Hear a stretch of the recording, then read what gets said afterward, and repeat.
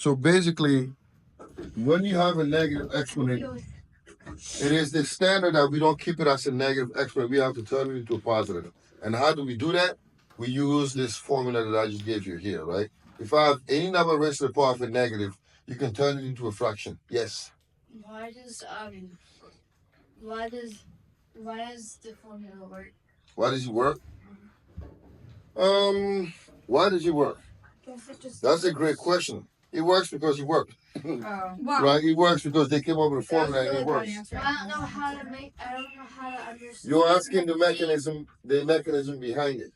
I don't know how to understand the topic. Actually, who did it in everyday life. Well, here's the thing. The Pythagorean theorem, a squared plus b squared is equal to c squared, right? He studied it, he understood it, he came to the realization that this was always true, right? It's the same here. X to the negative n is always going to be equal to 1 over x to the n. So if you want to get a proof about it, I'll probably look it up later for you and then I will explain it. But today we're just going to stick to understanding this is what it is, right? How was your day the why behind it, we can go and then ask, we can elaborate on that later on. Yeah. So 4 to the negative 2, for example, is 1 over 4 to the power of 2, right? Now the thing is this, you do not leave it alone. You have to change it into a 4 squared is 16 because 4 to the 2 is 4 times 4. So therefore 4 raised to the power of negative 2 is 1 over 4 to the 2, which is 1 over 16, right? And I'll give you another example, 3 to the negative 1. How do you turn this into a positive exponent? You use the same method that we used here. Okay? This becomes 1 over 3 to the 1, which is 1 over 3. So we're gonna put for the number that we do it, we put a 1 over and put the negative exponent. Not negative. Example, how would you turn this into a positive exponent? So 1 over 2 and then 2 with a 3 to the power. That's it. Which becomes what? 2 to the 3, we know what 2 to the 3 power is. What is it? 1 over 8. So that's a 1 over 8, right? So 1 over 8 can be written as 2 to the negative 3. So basically, whenever we do negative exponents, we're going to get a fraction. You're going to get a fraction. You're going to get a fraction, right? What about m to the negative 4? How would you turn this into a positive exponent using a fraction?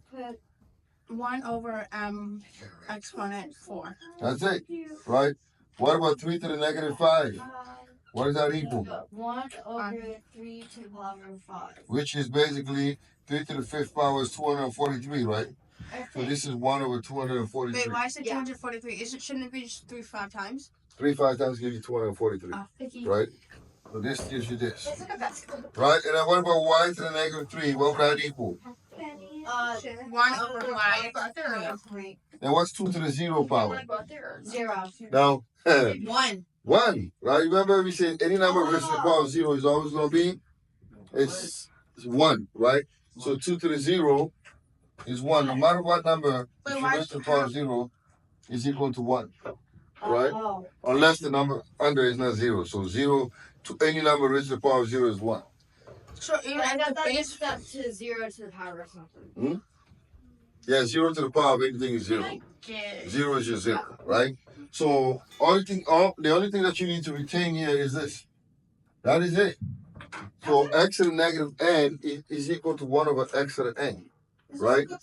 Now, the thing is this. In this section, you never want to have, like I remember in calculus, anytime I got an answer with a negative exponent, I have to turn it into a positive because my teacher will take some points off. Because it's just, in mathematics, there are certain things you just don't do. They don't want that. They don't want negative exponent. They always want to get a positive exponent, right? Now we're going to learn how to go back way, right? How do I go from a fraction to a negative exponent? I have 1 over 4 to the 2, and I want to write each fraction as an expression using a negative exponent other than negative 1. So how do I turn these into a negative exponent? With the base with a negative exponent, yes? Would it just be What? 2? Huh? Would it just be 4 to the power of negative 2? That's right. 4 to the negative 2, right? Because this is equal to this, so therefore this can go back to that. That's what we're doing here, right? So 1 over 4 to the 2, we just 4 to the negative 2. right? Now, what about 1 over 100? How do you do that? 1 over 100. It's just 100, right? So we don't want the exponent to be what? We don't want the exponent to be -1. We want it to be any other number but -1. So what can I do with 100? How many times can you?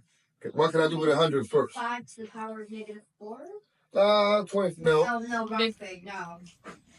How do I break down 100? We did. Remember we did the prime factorization, or we did factorization. Like 100 can be broken down as what? 15.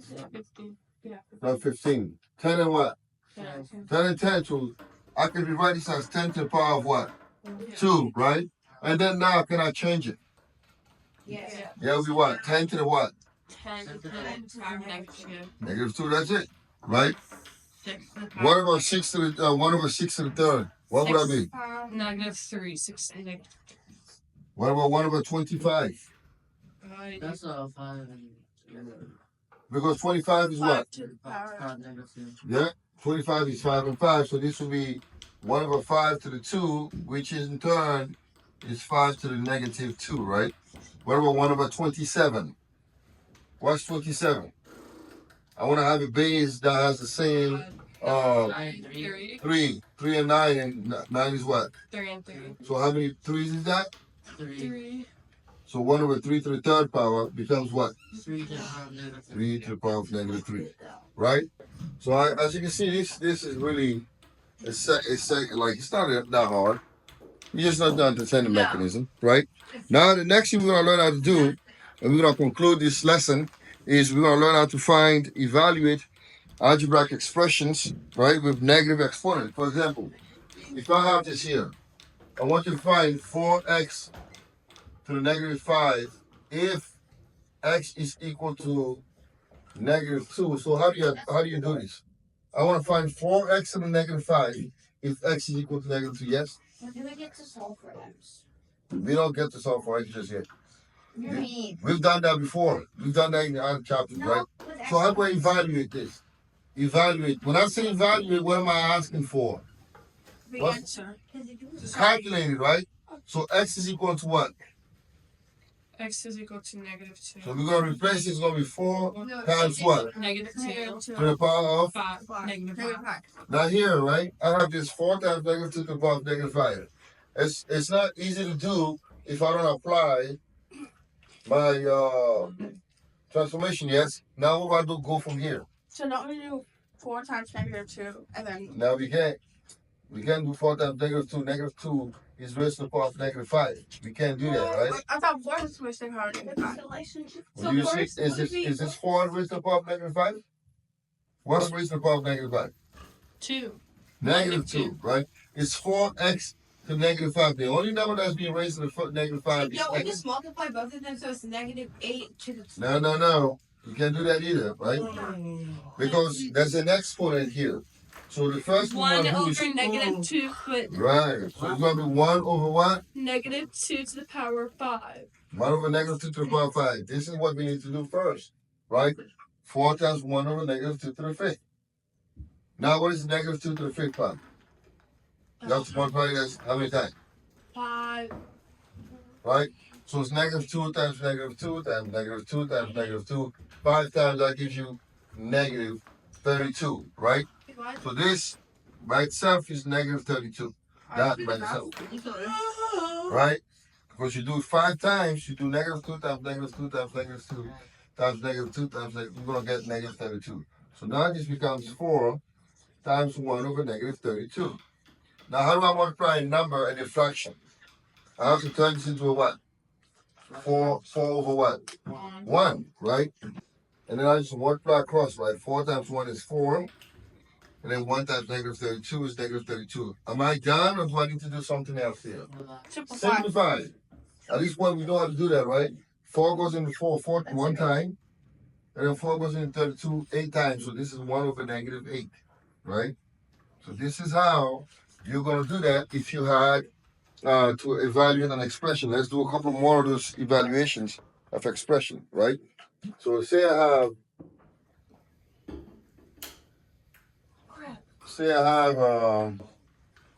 I want you to find this here. 2x to the negative 4 if x is equal to 3, right? What am I going to do here? 2x to the negative 4, actually, if x is equal to 4, let's do 4 here. So how am I going to do this one? I want to find 2x to the negative 4. What am I going to do here? Replace x with 4. Replace x by 4, so we get 2 times what? 4 to to the negative 4. Right? And now, remember, you can never go 2 times 4 is 8. You don't do that, right? Because 4 is raised to the power of negative 4. There's an exponent here. You can't multiply this 2 just yet. You have to transform this first into a fraction before you do that. Okay? So that becomes what? 2 times what? 1 over 4. 4 to the? Like that. Right? Uh-huh. And now, this is 2. 1 over 4 to the 4. 4 to the 4 is 16. It's 4 times 4. It's going to be 4 times 4. That's 4 times 4, right?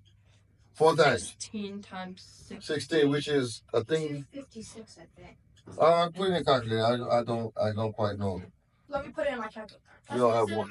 Yeah, I do. I calculators on here. What do you want me to do? 16 times 16. What's that go? 16 times 16 Yeah. equals negative 240. It can be negative. Wait, what? What are we doing? 16 times 16. Can somebody actually... I did! Bro, what? Somebody do it. She's on Zero. a different dimension now. Doing some weird stuff to me. What's 16 times? Oh, it's 256. Okay, so she was right. 256, right? I don't know So what 1 over 256. Now, guess what? We have 2, so it's going to be 2 over 1. Times that becomes 2 over 256. And again, you want to simplify, right? 2 goes into 1 time, and 2 goes into 56. 256 is 128. So it's 1 over 128. Okay? So this section is pretty much a wrap, right? So now all we're going to do now is just do some